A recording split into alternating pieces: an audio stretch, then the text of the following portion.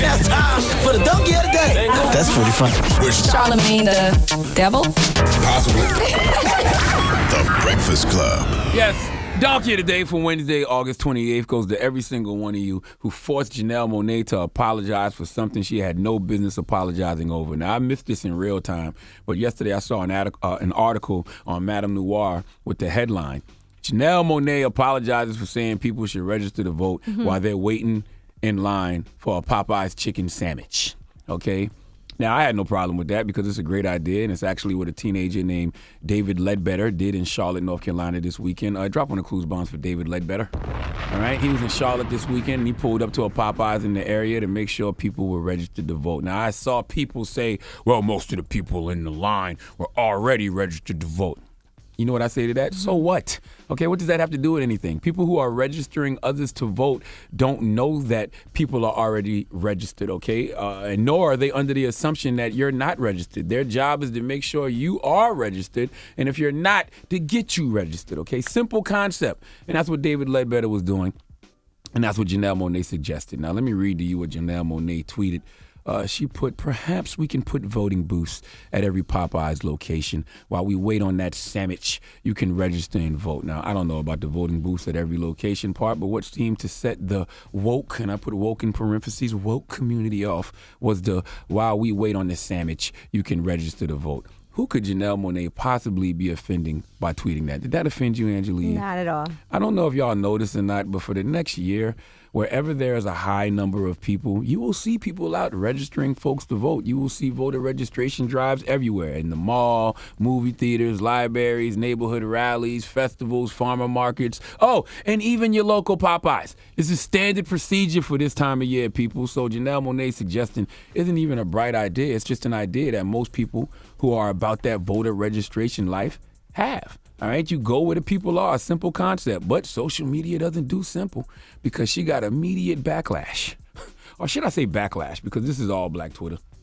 And according to Madame Noir, social media seemed to be annoyed by this tweet and reminded Janelle that black voter turnout has made a major impact in recent elections. Black women specifically were the highest percentage of voters to turn out to try and keep our celebrity in chief, Donald Trump, out of the White House. They also said that her comments overlooked the reality that voter suppression efforts are still a big issue in this country.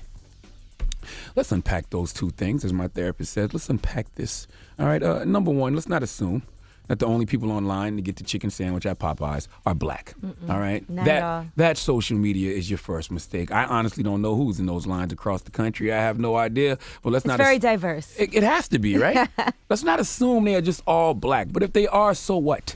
All right, you people are absolutely correct when you say black voter turnout has made major impact in recent local elections, and black women did show up for Hillary. But the facts are, black voter turnout fell in 2016. All right, even as a record number of Americans cast ballots, this is a fact. In the 2016 presidential election, black voter turnout decreased and white turnout increased. These are all things you can Google, people. Okay, white voter turnout in 2016, 65.3%. Black voter turnout, 59.6%. First time black voter turnout for a presidential election has declined in 20 years. Now, mind you, in 2012, black voter turnout reached a record high, all right, 66.6%. So in 2016, black voter turnout rate dropped 7%. When Barack Obama was on the ballot in 2012, the black voter turnout surpassed that of white people for the first time.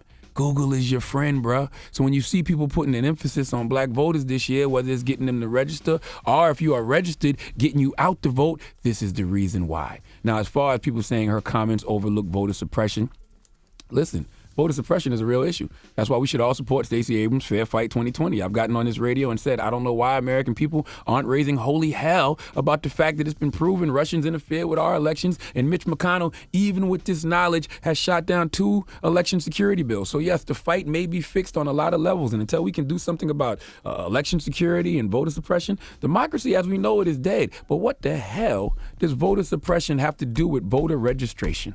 Okay, voter suppression won't even affect you if you're not registered to vote. And if you are registered to vote, but you choose to sit home because you don't like any of the candidates, guess what? Voter suppression doesn't affect you then either. Okay? You know why? Because voter suppression only affects voters. My God. Oh, Janelle Monáe, you better than me, because I would have told these people to suppress these nuts in their mouth. All Whoa. right? What? I'm sorry. I'm sorry, That guys. is harsh. Okay. I'm sorry. Okay. Let me rephrase. Janelle Monáe, you better than me, because I would have told these people to suppress these walnuts in their mouth. Hey! All right? But Janelle is a better human than I am because she apologized. All right, she tweeted out, when other people say things on here that are wrong or misguided, I wonder why they don't just admit they're wrong and learn from it. So I'm going to do that now. I think the tweets that I posted about registering and voting were insensitive and wrong. Specifically, they ignored the very real issues of voter suppression that have impacted my community for years and me directly. Thanks to all of you for calling me out. I'm not reading any more of this. No, Janelle, you are not wrong. All right, just because people are outraged doesn't mean they are right. Just because you receive a bunch of backlash doesn't mean you were wrong. In this era of groupthink and social media mobs, everybody is preaching to the choir because they don't want to get attacked. That's why you can't trust what anyone is saying, because they are only saying what you want to hear because they don't want to offend. F that. Say what you mean and mean what you say. Janelle, if you were actually wrong and they schooled you, cool, but you're not wrong. These people are just too woke. And I hate wokeness. All right, I want woke people to get some sleep. I sleep well at night because I meditate, I do CBD, and because I'm at peace with myself. I love sleep. I don't want to be woke all the time. I want my 8 hours. And some of you woke folk need your rest. You've been woke too long, and it's starting to affect your emotional and cognitive behavior. All right, you so woke, you don't even realize how tired y'all are. Y'all just tired. Tired-ass ideologies, tired-ass tweets, tired-ass logic, tired-ass outrage. Y'all Twitter is just tired. Now, I was watching Bill Maher this weekend. And they had a convo about social media, Twitter specifically. Do we have this clip ready?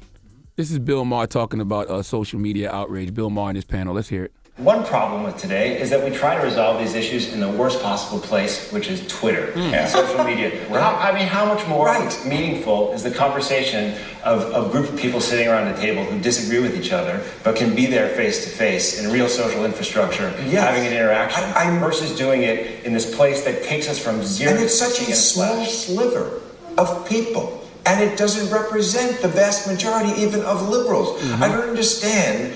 There's that charity Stand Up to Cancer. I want to start Stand Up to Twitter. That's right, damn it. Please give all those fake outraged people on social media who made Janelle Monáe apologize the biggest hee-haw. Can't believe she didn't realize that it's sold out. What? The chicken sandwiches. Stop it, you. All right. Well, thank you so much, Charlamagne, for that donkey of the day. And if you're mad at me, my at is C to God on Twitter, CTHAGOD, at C to God on Instagram. I don't check Twitter anyway, so slander. Go ahead. I love this type of stuff. What? Ask me what? Coming up, we have Ask You. Eddie held up a sign that said Ask You. Ask You what? It's a segment we do twice a week. I forgot. You ain't only been doing this show for 8 years. What do you got coming up in Ask You? Probably people asking questions. That's right. 1-800-585-1051. You got a question for Angela Yee, call up right now and ask her. It's The Breakfast Club. Donkey of the Day is brought to you by the law office of Michael S. Lamonsoff. Don't be a donkey. Dial pound 250 on your cell and say the bull if you've been hurt in a construction accident. That's pound 250 from your cell and say the bull.